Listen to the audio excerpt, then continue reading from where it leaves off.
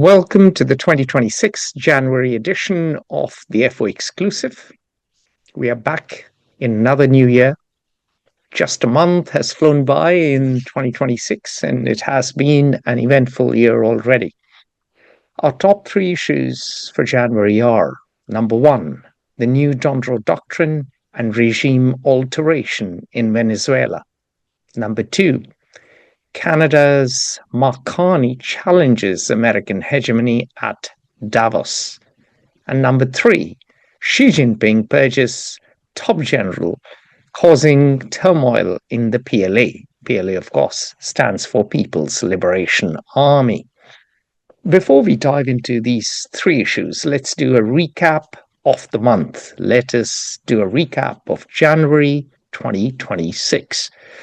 Well, the most recent big news is that the EU and India have just signed a trade deal. India celebrates its Republic Day on January 26th.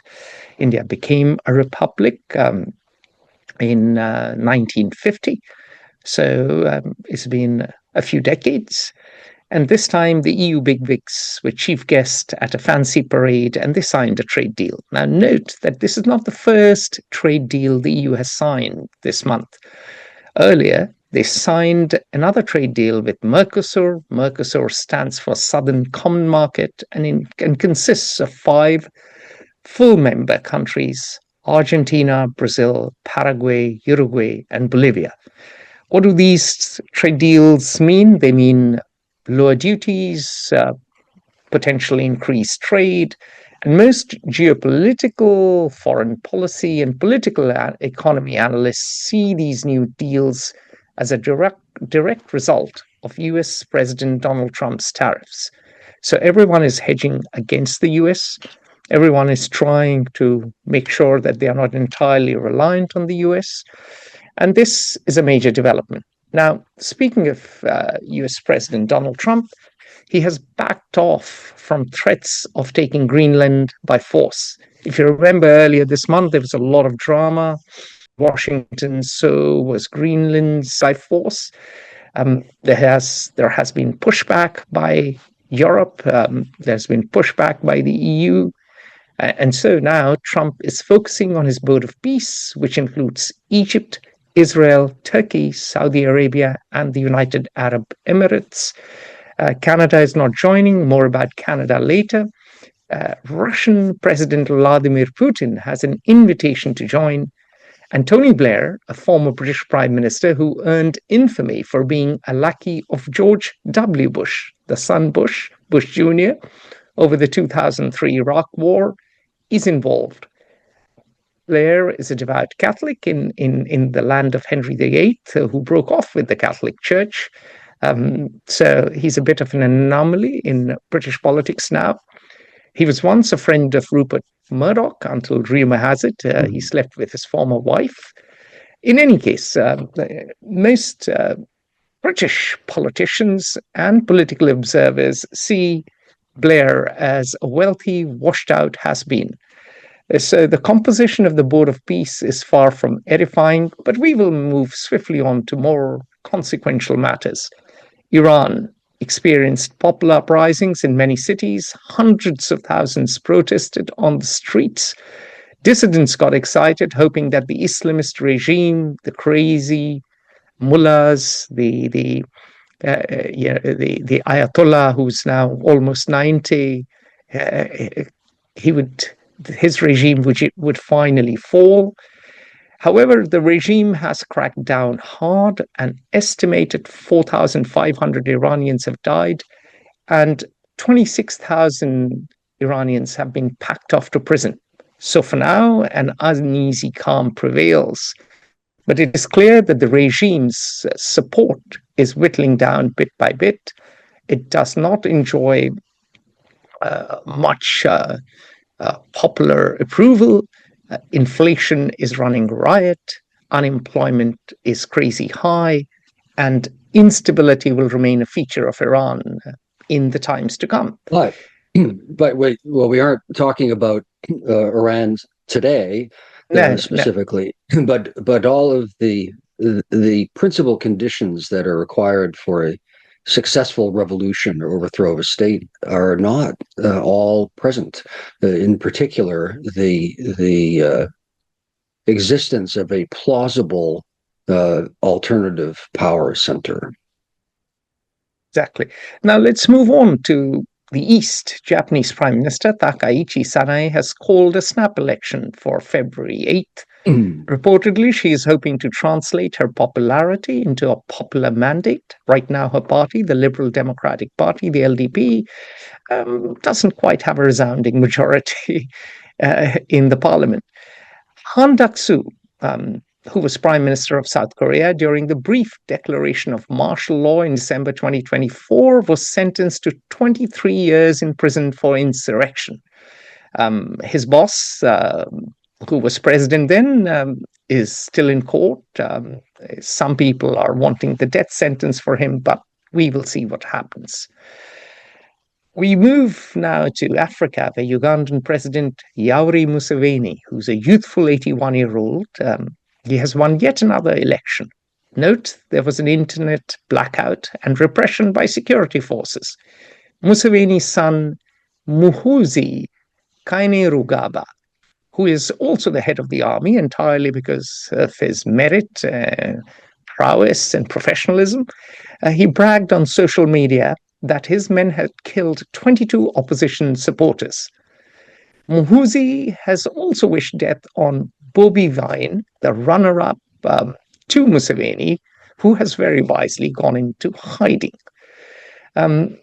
Moving on from Uganda to Minnesota, Trump has continued immigration ICE raids. So there's a new meaning to the song "Ice, Ice, Baby." So there are ICE raids in Chile, Minneapolis, once the land of the Swedes, also now the land of the Somalis. Mind you, there was a major welfare scandal there, and after that there have been shootings by ICE officers. An armed person died, and even the nurse actually died, emergency nurse, if I remember correctly, and even the National Rifle Association objected to the comment that if you are armed, then the police may shoot you. There's an increasingly hostile public reaction. There are demonstrations. The latest news is that Trump seems to be backing down. That may be so, but the State Department has extended the government's crackdown. Let me add one retouch, or whatever we want to say. It's true that there have been shootings, as you put it, but I'm afraid that frames the reality in a way that misses the central crisis, which is that the shootings have been killings by the immigration authorities, the paramilitary men, of civilians. It's not that there have been shootings going on, but that there are organs of the state killing citizens who have been protesting or simply picked up and shot. Very significant. Very significant indeed. Important implications for rule of law in the US. And moving on to the point about the State Department extended the government's crackdown on immigration by issuing an order to pause the processing of visas from people in 75 countries who could become a public charge on the United States. So this is a major change, major step in immigration policy. This has largely gone unnoticed. Now let's move on to some economics, business and economics, actually. China reported a record $1.2 trillion trade surplus. It had already broken the previous record by the end of November. China's exports to America, however, fell by 20% in 2025. And America's deficit has actually narrowed, which has led many in the Trump administration to claim that tariffs are working. Just 11% of the total number of goods that China sent abroad went to the US. This is the lowest number since the 1990s. Chinese factories instead have tapped other markets. Exports to Africa were up by 26%, to ASEAN countries by 13%, and the EU by 8%. Moving on to 2 points about two big companies, Tesla and Boeing. Tesla is no longer top dog in the electric vehicle market. It delivered 1.6 million electric vehicles in 2025, down by 9% from 2024, while BYD, the Chinese electric vehicle company, sold 2.3 million electric vehicles, which is up by 28%. And a lot of people who've been using BYDs in countries like Singapore or Brazil or elsewhere report that the car is now much better than Tesla's. So who knows if they are entirely right, but what is true is BYD has pushed Tesla off the gold medal spot. Well, I think experts actually in the EV industry developments and the businesses agree to a person, so far as I'm aware, that the Chinese EV manufacturers, in particular BYD, are substantially more advanced than any other rival, and the closest would be Tesla.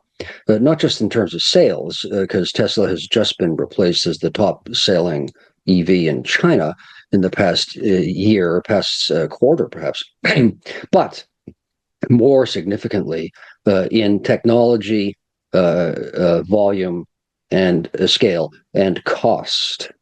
Now, the reasons for this aren't probably an intrinsically superior DNA of Chinese over polyglot American engineers, but massive government subsidies.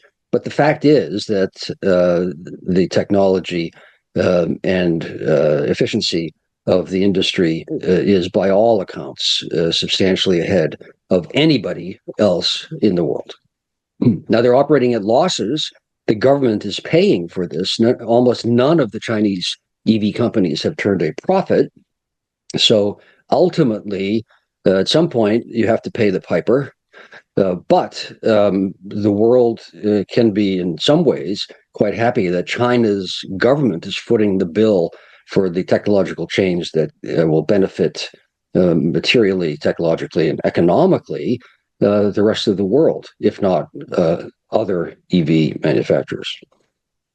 But note, there is a lot of talk, and we'll delve into it another time, of China betting to be an electro-state and the US betting to be a petro-state. And you can see that the US has doubled down on petrol cars, on gas cars. Ford had a great year, by the way. And when it comes to petro-state, so far aviation is still based on, well, petrol or gas, aviation fuel to be precise. And for the first time since 2018, Boeing took more orders than Airbus. In 2025, it was 1,075 net orders for Boeing and 1,000 for Airbus. So Boeing, for the first time, has overtaken Airbus. This ding-dong battle is likely to continue. Now let's move on. The shocking point here is that quite clearly there one of two things obtains with regard to the current American leaders. Either none of them have studied economics 101, micro and macro, or they have, and they are just doctrinaire and refuse to believe what they don't want to believe. Because one of the key rules of economics is that if you protect an industry because you think that it's wonderful, we have the best horses and horses are fine, that you will have perhaps the world's finest manufacturers of bridles and saddles at the time that the world is developing Ferraris and Maseratis. And the United States, with its protection now of the fossil fuel industry, specifically with regard to transportation, meaning EVs or internal combustion engine vehicles, is guaranteeing that we will have the finest saddles and bridles while the rest of the world is driving EVs that cost $25,000 and can drive 800 kilometers on a charge. Moving on now to something super important, and this is dealing with the Federal Reserve, with the global monetary system. And the Justice Department earlier this month, issued subpoenas related to Federal Reserve Chair Jerome Powell's testimony to Congress last year about the cost of renovating the Fed's buildings. In a pithy and pointed and unprecedented speech, Powell said the unprecedented threat of criminal charges was a pretext for attacking the Fed for not setting interest rates on the preferences of the president. Christine Lagarde, president of the European Central Bank, and Andrew Bailey, governor of the Bank of England, joined a dozen central bankers who issued a statement in support of Jay Powell. They said, "We stand in full solidarity with Powell and the Fed, and they had full respect for the rule of law and democratic accountability as critical to central bank independence." But criminal charges were no way forward. Now, perhaps not entirely a coincidence, yields on long-term American government bonds hit their highest levels in several months amid a sell-off in the broader bond market that was triggered not just by developments in the Fed, but also concerns over Japanese debt. Yields on 30-year Japanese bonds jumped the most since 2003. Well, it could be that the United States kidnapped the president of Venezuela to obtain his economic advice, because one of the first things that Maduro's predecessor, Chavez, did 24 years ago, I think it was when he seized power as a socialist for the people, blah, blah, blah. He's sort of a left-wing fascist, which means that only the leader can represent the interests of the people against the deep state. Have we heard this before? We have, certainly, in the Trump administration. And before that, and administrations in Germany prior to World War II. What they did was eliminate the independence of the Venezuelan equivalent of the Federal Reserve, destroying the Venezuelan currency and economy and political system and society. So perhaps the advice is what the administration is seeking by its kidnapping of Maduro. Well, it's the caudillo culture exported north of the Rio Grande, as someone pointed out recently. But two more data points, and then we move on to the three meaty topics or three meaty issues.